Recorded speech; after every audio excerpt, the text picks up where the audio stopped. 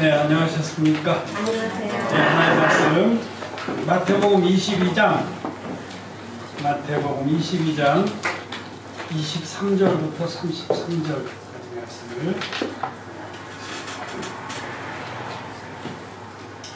마태복음 22장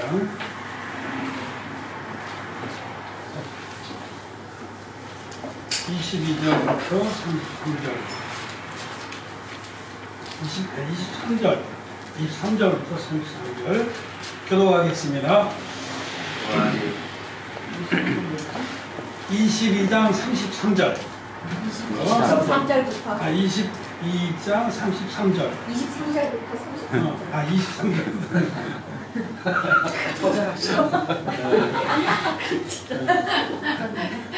아, 22장 23절 맞죠? 교도하겠습니다. 부활이 없다는 사두개인들이 그날에 예수께 와서 물어가로되 선생님이여 우리가 일렀으되 사람이 만일 자식 없이 죽으면 그 동생이 그 아내에게 장가들어 형을 위하여 후사를 세울지니라 하였나이다. 우리 중에 칠형제가 있었는데 마지 장가들었다가 죽어 후사가 없으므로 그의 아내를 그 동생에게 끼쳐두고 그 둘째와 셋째로 7째까지 그렇게 하다가 채외 그 여자도 죽었나이다. 그런 둘째가 아버지 죽었으니 부활의 7 중에 이 아내가 되리까. 예수께서 대답하여 가라사대 너희가 성경도 하나님의 능력도 알지 못하는 거로 오해하였도다. 부활에 있는 장가도 아니하고 시집도 아니하고 하늘에 있는 천사들과 같으니라. 죽은 자의 부활을 의논할진대 하나님이 너희에게 말씀하신 바 나는 아브라함의 하나님이요 이삭의 하나님이요 야곱의 하나님이로라 하신 것을 읽어보지 못하였느냐. 하나님은 죽은 자의 하나님이 아니요 사는 자의 하나님이시니라 하시니. 우리가 듣고 그의 가르치심에 놀라더라. 아멘. 예, 다시 인사를 드리겠습니다. 안녕하셨습니까? 안녕하세요.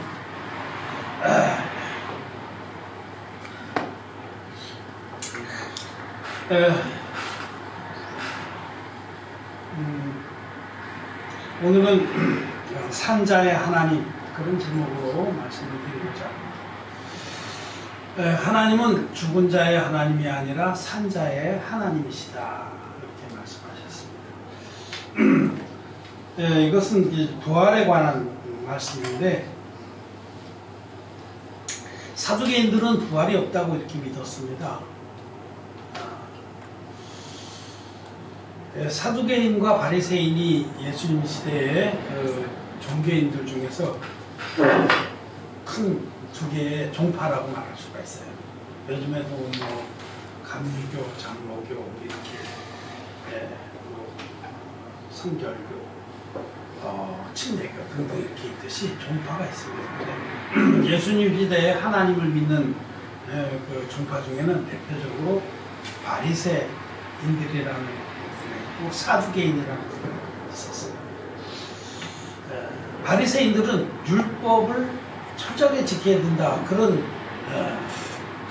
신앙, 그런 교조를 가지고 있었고 사두개인들은 그것보다는 현실적으로 우리가 잘 먹고 잘 살면 된다 이런 신앙을 가지고 있어요. 그래서 어떻게 말할 수 있냐면 바리새인들은 율법주의자라고 말할 수 있고 사두개인들은 세속주의자 이렇게 말할 수 있어요. 세속주의. 세상은 없이 살아냈어요. 특히 바리새인들은 사두개인들은 부활이 없다고 이렇게 믿었습니다. 현실을 너무 사랑하고 있기 때문에 뭐 부활에 대해서는 관심이 없는 거죠. 이 사두개인들에 대해서 사두개인들이 와서 이제 예수님께 아주 어려운 질문을 냈습니다. 그 당시에 그래서 이 사두개인과 바리새인들 가운데 많은 논쟁이 있었는데 사두개인들이 부활이 없다고 그렇게 주장하면서 이런 어려운 그 문제 같은 것들을 제기를 했습니다. 만약에 부활이 있다고 하면 이런 경우 어떻게 해결하겠냐 이런 거죠. 이런 경우 어떻게 해결하냐. 형제 7이 있었는데 큰형이 결혼해서 후사가 없이 아들이 없이 죽었어요. 그러면 유대의 율법에 의하면 둘째 형에게 그 형수가 아들을 낳아서 형의 대를 잇게 했습니다.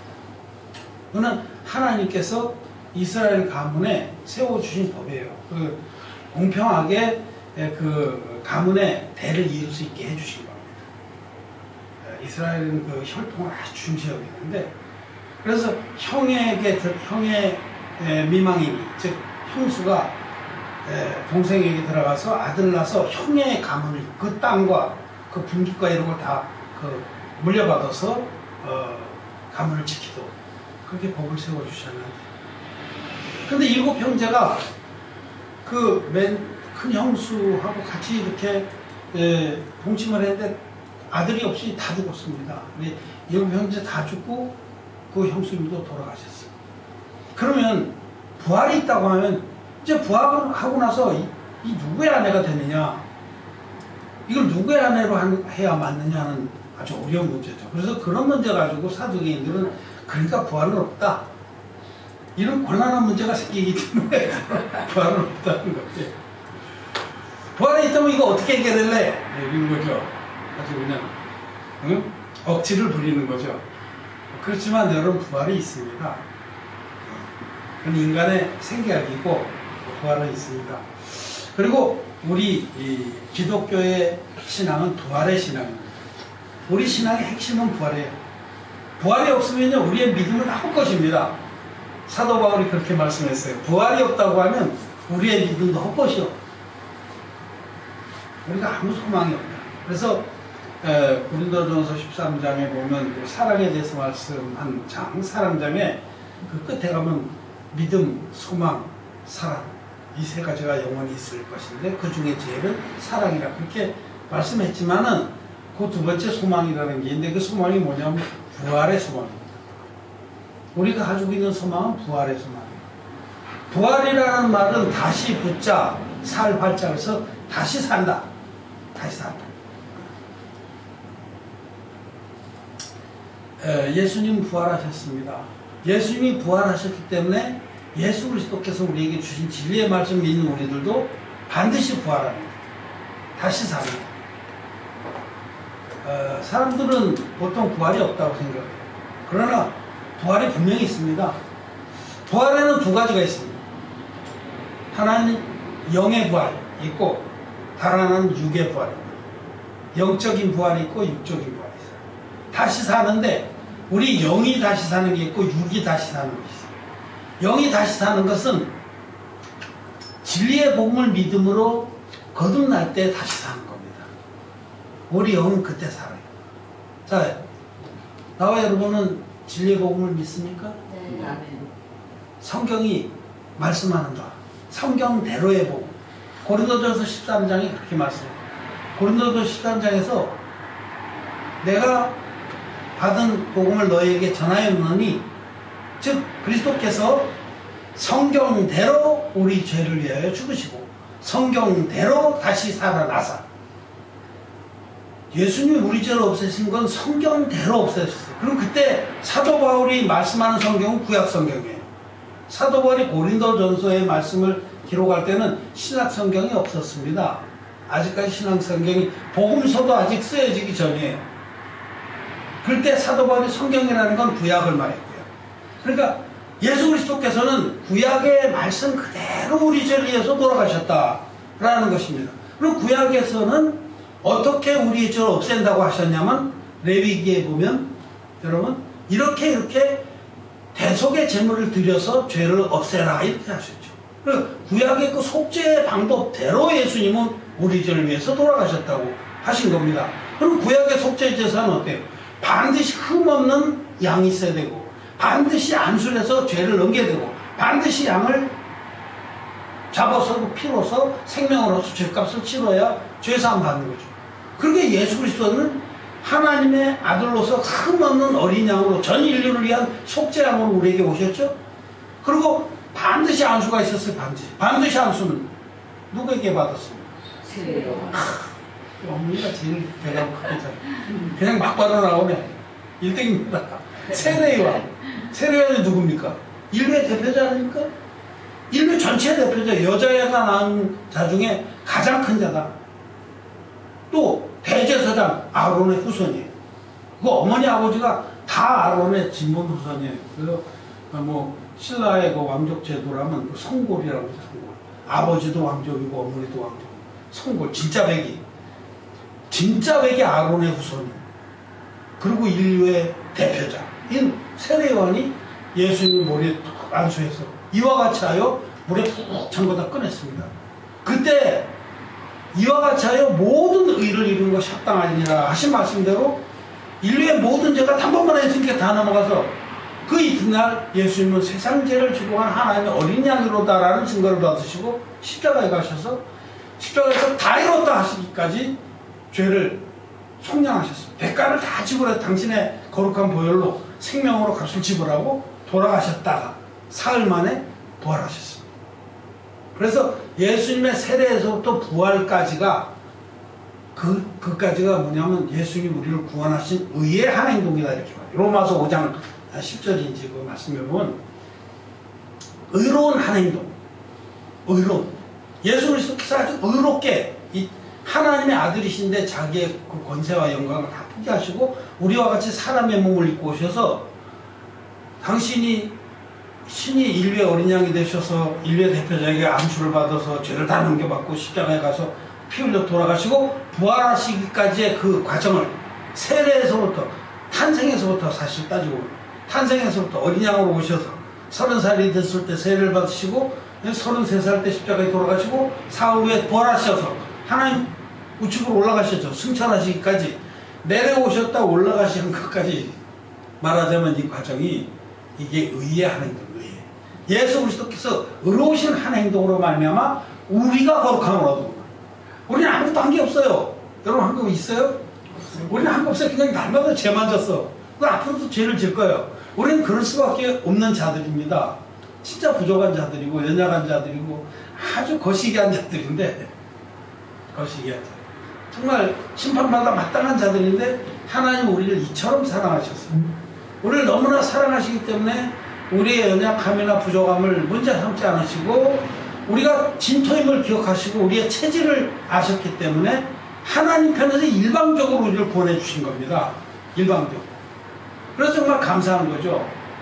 구원받을 만한 무슨 구석이 하나도 없습니다. 따끔한 구석이 없고 미쁨을 받을 만한 구석이 없는 자들 하나님께서 사랑해 주셔서 나와 여러분들을 죄에서 온전히 구원하신 거죠. 여러분 우리가 지금 오늘도 죄를 짓고 내일도 죄를 지을 자들인데 지금까지도 죄를 많이 졌고 정말 우리는 가시는 걸음걸음마다 죄를 흘리면서 다니는 자가 아닙니까? 김소월의 시중에는 뭐 가시는 걸음걸음 노인 그 꽃을 사뿐히 들여밟고 가시옵소서. 뭐 그렇게 꽃은 둘째치고 가시는 걸음걸음마다 죄를 흘리고 다닙니다. 설산한 놈이 뭐 걸어갈 때마다 흘리고 다니듯이 걸어가다 흘려본 적이 있어요? 난 있습니다. 너무너무 급한데 뭐 어떻게 사정 못 먹고 그게 막 흘렀어요. 막 힘을 줄 수도 없어. 막 걸어가야 되니까 빨리 뛰어가야 되니까. 그듯이 정말 우리는 걸음걸음마다 죄를 칠 수밖에 없는 자들인데 그렇기 때문에 그런 줄 아시고 불쌍히 여기셔서 우리와 상관없이 하나님 편에서 일방적으로 우리를 구원해 주신 것이 진리의 복음입니다. 이 복음을 믿는 자는 믿음으로 죄 사함을 받습니다. 여러분 예수님이 요단에 세례 받을 때 나의 모든 죄가 다 넘어갔다고 믿습니까? 네. 그러면 우리 마음에 죄가 있습니까? 없습니다. 다 넘어가. 하나님 편에서 가져가셨기 때문에 우리가 아무리 뭐 뺏어오려고 해도 뺏어올 수가 없어요. 우리 힘이 없어요. 능력이 없어요. 하나님 전능하신 다 쓸어 가버리신 걸 어떻게 뺏어오겠어요? 우리가 아무리 용을 써도 뺏어올 길이 없어. 이미 다 강탈을 당했어. 하나님한테 죄를 강탈을 당했어. 억울해 죽겠는데. 억울합니까 여러분? 시원하죠. 시원하죠. 그렇게 가져가 주셔서 우리는 죄가 없는 자가 됐습니다. 죄가 없는 자, 즉 죄사함 받는 의인이 된 겁니다. 이걸 거듭났다고 그래. 분명히 죄인이었는데, 이리 시커먼 죄인이었는데 그렇게 하얘졌어요. 그렇게 마음이 시커맸어요. 죄로 가득 찼었어요.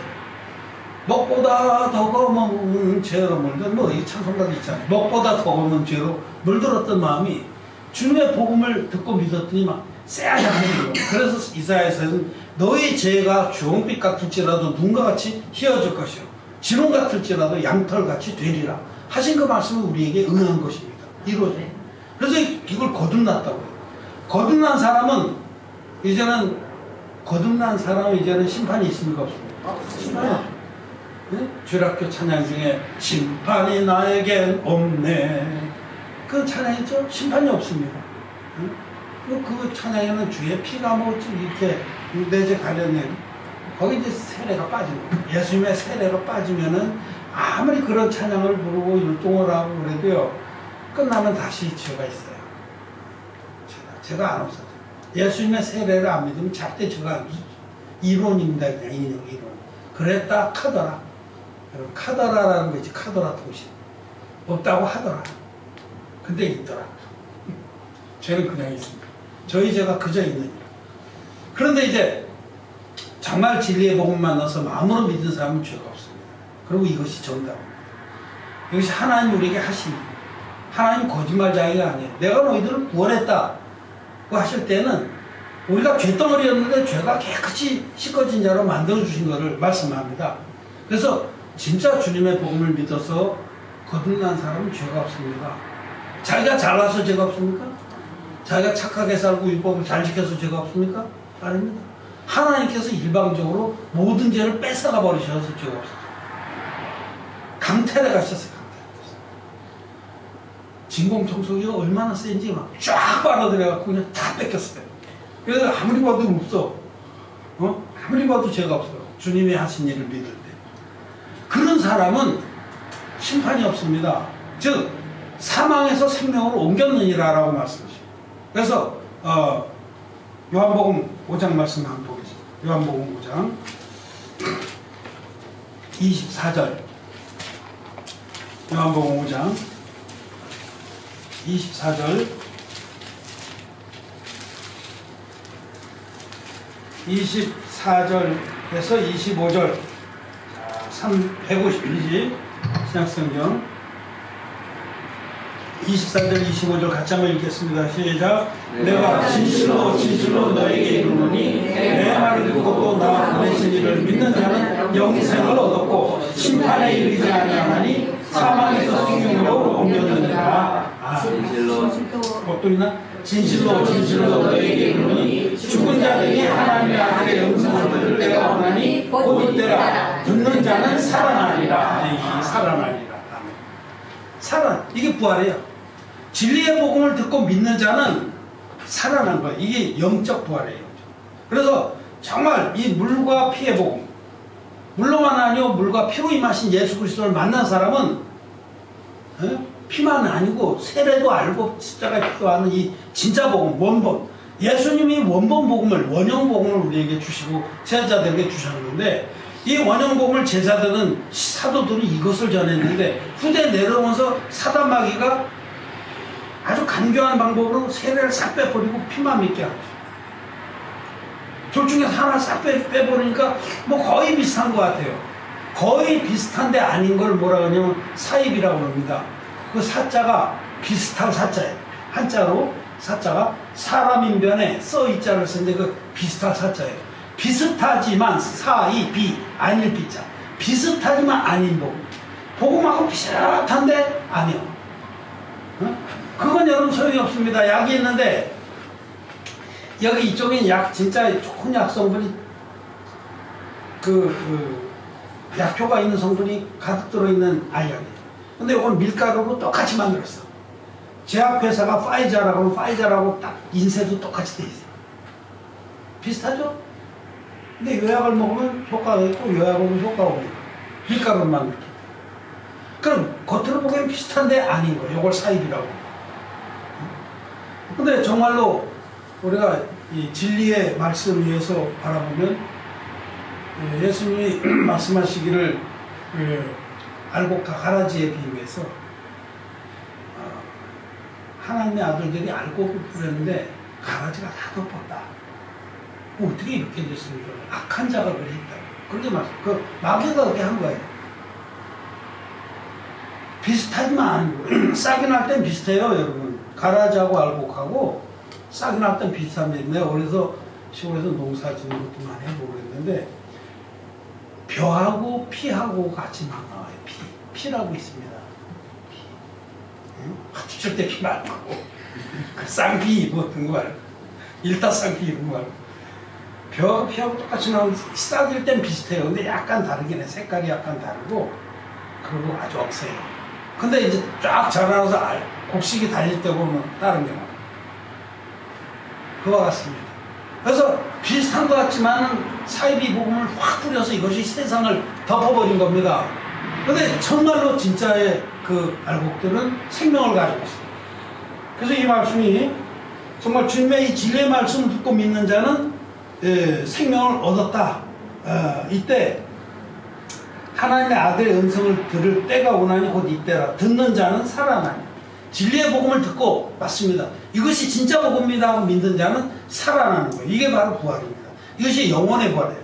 그 영혼이 지옥 갈 수밖에 없는 그런 처지였는데 죄가 있으면 지옥 가죠. 죄의 삭은 사망이라. 죄가 있으면 지옥 가는데 죄가 없어졌어. 그래서 살아납니다. 그래서 진리의 복음을 정말 마음으로 믿은 사람은 영이 부활한 겁니다. 이것을 창세기에서는 어떻게 말씀하냐. 하나님께서 흙으로 사람을 빚으사 그 코에 생기를 불어넣으시니 생명이 된지라. 생명, 살아난 영. 그러니까 우리가 사람들은 모든 사람 태어날 때 다 죄인으로 태어납니다. 그런데 하나님께서 진리의 말씀과 성령이 역사하게 하셔서 우리 안에 생명을 불어넣어 주시면 그걸 받아들인 자는 생명이 되면 영이 살아나는 거예요. 자, 물과 피의 복음을, 진리의 복음을 믿는 자는 죽은 영이 아니요 산 영을 가지게 돼요. 산 영. 이걸 바로 산자라고 해요. 산자. 오늘 우리가 읽은 본문에서 하나님은 죽은 자의 하나님이 아니요 산자의 하나님이시다 할 때 죽은 자는 뭐냐? 육신에 숨이 끊어져서 무덤에 들어가 있는 자나 저 시체실에 누워 있는 사람, 그런 사람 말하는 게 아니에요. 그 죽은 자라는 건 거듭나지 못한 자 이런 뜻입니다. 거듭나지 못한 자. 죄인, 아직까지 죄를 씻김받지 못한 자. 그럼 산자는 누구냐? 거듭난 자. 죄의 씻김을 받아서 생명이 된 자다. 이 하나님은 죽은 자의 하나님이 아니요 산자의 하나님이시다. 이 말씀은 어디서 따오냐면 출애굽기 3장에 있는 말씀입니다. 출애굽기 3장을 한번 보겠습니다. 출애굽기 3장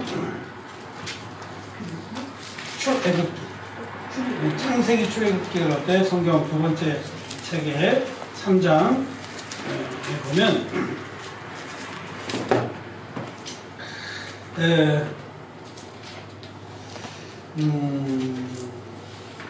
3장 5절 6절 같이 한번 읽어보겠습니다. 시작. 하나님이 가라사대 이리로 가까이 하지 말라. 너의 선 것은 거룩한 땅이니 내 발에서 신을 벗으라. 또 이르시되 나는 내 조상의 하나님이니 아브라함의 하나님, 이삭의 하나님, 야곱의 하나님이니라. 모세가 그의 물기를 두려워하여 얼굴을 가리우매.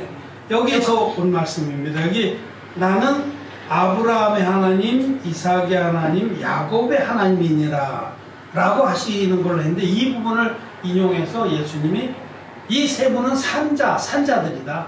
이 세 분이 거듭난 자들이고 부활한 영을 가진 분들이다 라고 말씀을 하시는 겁니다. 모세는 애굽의 왕자로 살았습니다. 본래는 히브리인인데 그때 이제 애굽에서 히브리인들이 종살이 할 때 아들은 다 쳐 죽이라. 그런데 그 어머니가 이 아들이 모세가 너무 아름다워서 죽일 수가 없었어요. 그래서 몰래 감춰서 키우다가 얘가 커지니까 울음소리가 밖으로 자꾸 나가겠죠. 그래서 이제 두려워서 그 바구니에 담아서 그 누이 미리암을 시켜가지고 하숫가에 즉 나일강에 가서 가만히 보다가 애굽에 귀인들이 나오거든. 거기다 바구니를 물에 가라앉지 않는 그 갈대로만 엮은 바구니를 띄워 보내서 양자를 들여보내고 이렇게 계획을 해서 성공했습니다. 그래서 애굽의 공주가 와서 감독을 거는다가 모세를 발견한 거죠. 그래서 모세가 그 공주의 아들로 자라났어요. 애굽의 왕자로. 그래서 최고의 교육을 받고 그 최고의 신분으로 이렇게 하다가 모세는 본래 자기 히브리인인 것을 알았죠. 왜냐하면 어려서 그 공주 그 누이가 또 데려간 걸 보고 가가지고 또 제안했어요. 내가 히브리 여인 중에 젖이 잘 나오는 여인 알고 있는데 이 젖을 내가 다 키워가고 하루에 몇 번씩 자기 집에 드나들었지. 젖 먹으러 갔다 왔다. 그러면서 커가면서 내릴 수 없게 잘 가르쳐 줬겠죠. 너는 히브리인이다. 너 하나님 백성이다. 모세가 이제 커서 자기 동족이 애굽인들에게 핍박받는 것을 보고 애굽인을 쳐 죽였습니다. 그럼 모르죠. 그럼 근데 그 다음날 자기 동족끼리 싸우는 걸 보고 말리는데 이 동족들이 아니 너는 애굽인을 쳐 죽이더니 우리까지 쳐 죽이려고 그러냐 그렇게 막 되려 11건 그래서 그 일로 뽀록이 났어요. 모세가 도망갔죠. 미디안 광야로 도망가서 미디안의 제사장 이드로의 거기 사위가 됩니다. 사위가 돼서 애굽의 왕자였던 모세가 40살 때 그렇게 도망갔거든요. 이방 땅에 묻혀가지고 또 자기 양어머니에 돌아가지 못해 가면 잡아 죽여. 그래서 돌아가지 못하고 그 화려했던 그 과거를 뒤로하고 이제 이방인 그 집에 베릴사이처럼 들어가서 양동 하나 치면서 40년을 그렇게 지냈습니다. 하나님이 이제 모세에게 하실 일이 있어서 40년 동안 모세를 연단시키시고 그러니 정말 한때는 화려했던 사람이 망가지면 더 비참한 거예요. 그래서 영화 배우들 이런 사람들이요. 그 탑스타로 이렇게 있던 사람들이 그 인기 떨어지면 자살도 하고 우울증도 걸리고 막 그러잖아요. 그래 모세도 정말 인생이 참 비참하게 됐는데 하나님 붙들어 주셔서 어떻게 살고 있었는데 80살이 됐습니다. 80살이 돼가지고 아무 소망도 없는 것 같고 여기 보면 그 앞에 이 자기 장인의 제사장 이드로의 양무리를 치면서 이제 서쪽으로 이렇게 하고 이 서쪽으로 가고 있었다는 건 인생의 이제 황혼기를 맞춰서 내려가는 거예요. 그런데 거기에 가고 있는데 호렙산은 신의 산입니다. 나중에 모세가 이제 그 십계명을 받은 산입니다. 그 산 부근을 내까지 이르렀는데 그때 3장 2절에 보면 여호와의 사자가 떨기나무 불꽃 가운데서 그에게 나타나시니라. 그가 보니 떨기나무에 불이 붙었으나 사라지지 아니한지라. 떨기나무라는 건 그냥 이렇게 그 가시가 좀 돋고 아주 볼품없는 그런 관목이에요. 크지도 않은 나무인데 여기 불이 붙었어요. 불이 붙었는데 이 불이 확 타버리고 주저앉아야 될 판인데 이 나무가 계속 불이 타는데 나무는 그대로 있는 거예요. 그 놀라운 일이죠. 그것이 바로 뭐냐면 부활에 관한 계시입니다. 하나님은 부활의 하나님이시고 하나님 너희를 부활시키는 하나님이라는 걸 지금 보여주시고 우리가 영원히 죽지 않아 불이 꺼지지 않듯이 영원히 죽지 않는다. 영생하는 존재가 된다. 이런 것을 보여주신 거예요. 그래서 모세가 너무 놀라워서 자기는 광야에서 살고 거기서 뭐 밤도 자고 불도 무수히 떼봤어요. 장작불 올려놔도 한 몇 시간이면 다 싸그러지는데 한번 불 붙으면 호록하고 타버리고 꺼질 떨기나무가 꺼지지 않고 불만 또 활활 타고 그러는데 그대로 있습니다. 너무 놀라워서 가까이 가려고 봤더니 하나님 사자가 모세야 내가 선 곳은 거룩한 곳이 내 이리 가까이 오지 마라. 네가 선 곳은 거룩한 곳이니 네 발에서 신을 벗을지어다 이렇게 이는 이제 앞으로 장차 하나님의 교회 또 하나님의 총회를 인도할 것을 말씀하는데 하나님이 부르셔서 서게 하는 곳은 거룩한 곳입니다. 우리가 이 교회가 거룩한 교회는 죄가 없습니다. 거룩한 곳입니다. 교회는 절대로 죄가 없고 죄인이 들어와도 하나님 말씀을 듣고 거룩하게 되는 곳이기 때문에 하나님 교회는 거룩한 곳입니다. 그래서 하나님 교회의 선자들은 자기 발에 신을 벗어야 됩니다. 이 발에서 신을 벗을지어다 이 말씀은 뭐냐면 신이라는 거 우리가 거의 24시간 신고 있죠. 우리 한국 사람들은 방에 들어갈 때 신 벗지만 서양인들은 방에 들어가서 신을 신어요. 내가 미국에 있을 때 벌레 주기로 오는 사람들이 벌레 주기로 그 한 달에 한 번씩 꼭 와요. 그 사람들이. 그 계약이 돼 있어, 아파트에. 그럼 그분들이 오면, 들어올 때 그냥 막 신발 신고 들어와요. 우리는 신발 늘 벗고 살아서 놀래줘, 기겁을 해줘. 그 밖에 이렇게 매트를 깔아놓은 우리 같은 매트를 꼭 까는데 그 사람은 거기다 발을 싹싹 한번 문진 다음에 더벅더벅 밟더라. 그게 그들의 습관이니까 사실은 우리가 바꿔야 되는데 로마에 가면 로마법을 따라야 되잖아요. 근데 우리는 우리 식대로 사니까 그러면 들어온데 잠깐 신 벗어. 그러면 막 약간 곤란해하기도 하고 약간 화도 내지만 어떻게 벗으려면 벗어야지. 이건 거룩한 곳인 네 발에 신을 벗을지어다. 한 신벗어 약 치고 그런 바퀴약 이런 거 있죠. 약 치고. 그런데 여기 말씀은 하나님 교회 안에서는 정말 그 사회인들은 24시간 신발을 신고 침대에 올라갈 때만 벗죠. 네. 그렇듯이 우리가 제일 벗지 못하는 신발이 뭐냐면 자기 생각이에요. 우리는 24시간 자기 생각 속에 살잖아요.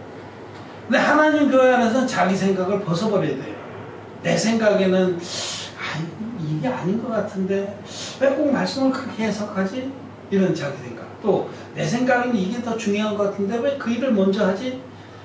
누구든지 자기 생각이 많습니다만은 교회 안에서는 자기 생각을 벗어야 됩니다. 저도 내 생각을 항상 부인합니다. 사도 바울이 예수님도 친히 말씀하셨죠. 누구든지 나를 따르거든 자기를 부인하고 자기 십자가를 지고 딸을 치냐. 주님도 말씀하셨고 사도 바울도 내가 만일 에베소에서 범인들로도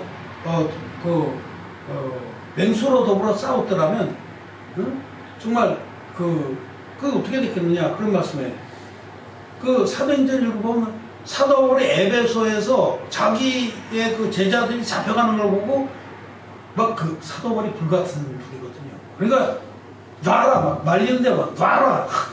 내가 들어가서 구해내고 내가 장렬히 전사하겠다. 뛰어가려는데 말렸습니다. 말리긴 말렸는데 사도 바울의 자기 성격대로 했으면 들어가서 사도 바울이 그게 성했겠습니까? 아니면 가셨겠습니까? 그때 가셨으면 하나님의 일은 망치는 겁니다. 그래서 사도 바울이 그때 정말 내가 거기서 에베소에서 맹수로 더불어 싸웠더라면 어떻게 됐겠냐. 자 그냥 범부에 끝나는 거예요. 그냥 자기 승질대로 하고 자기 생각대로 한번 했겠지만은 하나님의 일을 망치는 겁니다. 그래서 하나님의 종들도 언제든지 자기 생각을 부인합니다.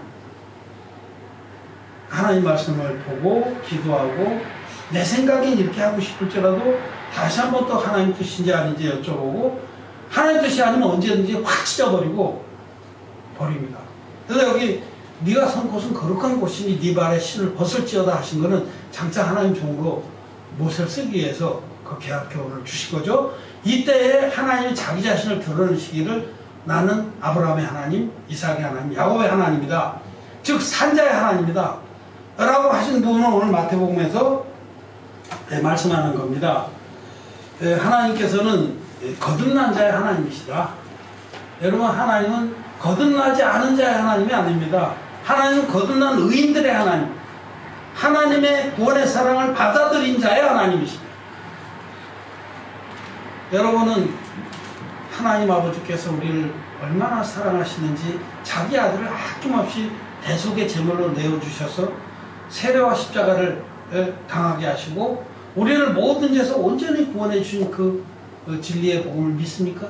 네. 그렇게 믿는다고 하면은 여러분은 산자가 됩니다. 산자. 여러분 산자입니다. 여러분 산자입니까? 예. 산자라는 거예요. 산자하고 죽은 자는 천지차이입니다. 이 마이크가 이렇게 천지차이듯이 산자는 영생을 얻었고 영생을 얻은 거예요. 이미 우리 영혼은 이미 부활한 거예요. 복음을 듣고 믿음으로 죄사함 받는 순간에 우리 영혼은 부활한 겁니다. 영의 부활이에요. 그런데 육신의 부활은 이 죽은 자들은 아직 영이 부활을 못해. 그래서 죽은 자라고 하죠. 그 육신의 부활은 뭐냐? 우리 육체도 장차 부활합니다. 우리 육체. 그리스도께서 무덤에 갇혔다가 사흘 만에 부활하셨을 때 주님은 그 육신을 입고 오셨던 그것이 영의 몸으로 다시 살아났어요. 그래서 주님이 부활하신 다음에 제자들 앞에 여러 번 나타나셨는데 그때는 처음 초림하실 때 그 몸이 아니에요. 그때 부활하신 주님은 제자들이 문을 꼭꼭 닫고 막 두려워 떨고 있는데 문이 안 열렸는데 스르르 여기 들어오셨죠. 그게 영의 몸입니다. 근데도 몸에 있어. 그래 도마한테 만져봐라. 내 구멍난 손을. 몸은 있는데 그 몸이 아니에요. 우리와 같은 이 육의 몸이 아니에요. 영의 몸이라고 그래요. 그래서 이 신비에 대해서 사도 바울은 고린도서 15장에서 무슨 새 몸이 있고 사람의 몸도 여러 가지고 씨의 형체가 있고 뭐 있듯이 그와 같이 육의 몸이 있은즉 영의 몸도 있으리라 이렇게 말씀하시고 그러니까 우리가 지금 이거는 이 몸은 아직 부활을 못했어요. 이건 그냥 육의 몸이야. 참 이게 그래서 연약해요. 나도 조금만 일을 심하게 하고 막 배터리가 나가고 요즘 내가 병원 좀 다녔어. 그래서 다시 검사 다 받았어. 근데 왜냐면 내가 건강하게 우리가 다 사니까 잘못하면 막 갈 것 같은 느낌. 내가 어제 새벽에 서울 갔다 왔더니 막 저녁 때는 배터리 나가고 몸이 안 좋아서요. 그래서 오늘 또 병원 갔었습니다. 네, 주치의가 우리 후배인데 고수님이니까 선배님 일을 조금만 하세요. 일을 조금 어떻게 많이 해야지 우리가 다 살아야 되니까 조금만 해요. 네, 그래서 내가 명심하겠다 그렇게 얘기했는데 이 육의 몸이 연약합니다. 이 구조가 빡합니다. 근데 이게 그날에 주님이 우리 이 육의 몸은 언제 부활하냐? 주님이 재림하실 때 고린도서 15장을 읽어보세요. 그리고 또 고린도서 15장 데살로니가전서 5장이나 여기 부활에서 말씀하시는데 주님이 재림하실 때 공중으로 쫓아 임하리니 그때에 죽은 자들이 먼저 살아나고 그러니까 예수님 믿고 거듭났다 먼저 돌아가신 분들이 그때 육의 몸이 부활해요. 그리고 살아있는 우리도 그때 호련히 변화되어 공중으로 끌어올릴 것이다. 그게 바로 휴거입니다. 성경에 있는 그대로예요. 그러니까 우리는 주님이 재림하실 때 육이 변해요. 육이 호련히 아주 순식간에 변화가 돼서 공중으로 끌어올려집니다. 그런데 나와 여러분은 지금 영이 부활했습니까? 안 했습니까? 했습니다. 영은 부활한 거예요. 근데 육은 아직까지 신음해. 그날 주님 오실 날을 기다리시는 이게 부활의 몸을 입을 때에 우리는 완전해지는 겁니다. 그 영원히 사는 영의 몸을 그래서 이제 공중에서 공중 혼인잔치를 벌이고 그 다음에 이 땅을 7 대적으로 초토화시키고 주님께서 만물을 새롭게 샥 하신 다음에 지상에 재리면서 1000년 동안 왕노릇하고 1000년이 차면은 하나님 최고의 심판에서 정리해서 지옥으로 다 쳐놓고 싹싹 틀어서 탁 쳐놓고 딱 닫아버리고 의인들과 함께 주님은 영원한 천국인 새하늘과 새 땅, 새하늘과 새 예루살렘 위로부터 내려오는 신부가 신랑을 위해 단장과 같은 그 위로부터 내려오는 새 예루살렘으로 들어갑니다. 장과 강과 고가 1만 스타디온이나 되는 그 광대한 천국에 들어가서 영원토록 하나님 아버지와 더불어 사는 그게 하나님이 세우신 섭리입니다. 그래서 여러분 우리는 하나님은 산자의 하나님이시고 바로 거듭난 의인들의 하나님이시다. 하나님 죽은 자의 하나님이 아니시다. 하나님 우리 하나님이다. 우리 하나님이시기 때문에 우리의 기도를 들으십니까? 안 들으십니까? 우리의 기도를 들으신다면 그래서 이사야서 말씀 보면 이사야서에 하나님 귀가 어두워서 듣지 못하시겠느냐? 팔이 짧아서 구원치 못하시겠느냐? 아니다. 너희 죄악이 너희와 하나님 사이를 내었다. 이 말씀 뭐냐면 거듭나지 못한 자들 즉 죽은 자들의 기도는 듣지 않으신다는 겁니다. 죄송하지만 많은 사람들이 거듭도 나지 못했는데 막 죽어라고 기도하는데 물론 하나님은 예를 들어서 사도행전 백부장 고넬료의 기도를 들으셨어요. 그 거듭나기 전이지만 그가 경건하고 하나님을 찾는 자이기 때문에 하나님 기도를 들으시고 베드로를 보내주잖아요. 베드로는 이상을 보게 하시고 위에서 보자기가 3번이나 내려왔던 것 같아요. 하나님하고 밀당을 했죠. 그런데 이제 나중에 깨닫죠. 하나님이 고넬료를 구원하시려고 깨닫죠. 그럼 물론 그런 케이스는 있지만 하나님 전능하시니까 물론 다 아세요. 어떤 자의 기도를. 근데 정말로 진정으로 하나님 경외하는 자의 기도는 들으시지만 근본적으로 원칙적으로 하나님은 산자의 하나님이십니다. 하나님은 의인들의 기도를 들으십니다. 의인들의 기도는 역사하는 힘이 많습니다. 의인의 간구는 역사하는 힘이 많으니라. 야고보서의 말씀입니다. 여러분 내가 그냥 지어낸 얘기가 아니에요. 성경에 의인의 기도는 역사하는 힘이 많다고 쓰면 의인이 돼야 돼, 빨리. 그러니까 무엇보다 제일 급한 거는 자기 생각을 벗어버리고, 내 생각엔 지금까지 나 이렇게 안 믿었는데 뭐 이런 거 다 벗어버리고, 하나님은 우리의 모든 죄를 당신 편에서 다 없애주시고 믿음으로 거듭나서 산자가 되길 바랍니다. 의인이 되길 바라시고, 하나님 의인의 기도를 들으십니다. 우리가 그 혜민이 어린이 있고, 어린이지만 복음 전하니까 믿어서 거듭났어요. 그 얼마나 간절히 기도하는지 몰라요. 아침 저녁으로 우리 엄마 아빠도 같이 제주도 가게 해주세요. 아주 간절히 기도하니까 꼭 기도를 의인의 간구를 들으셔요. 의인의 간구는 역사하는 힘이 많습니다. 여러분 자신 있게 기도하십시오. 하나님은 죽은 자의 하나님이 아니라 산 자의 하나님이시다. 오늘은 그 부분에 말씀을 나눴습니다. 그래서 정말 누구든지 먼저 거듭나야 됩니다. 거듭나서 산자가 돼. 그래야만 하나님이 자기의 하나님이 된다. 라고 말씀 마쳤습니다.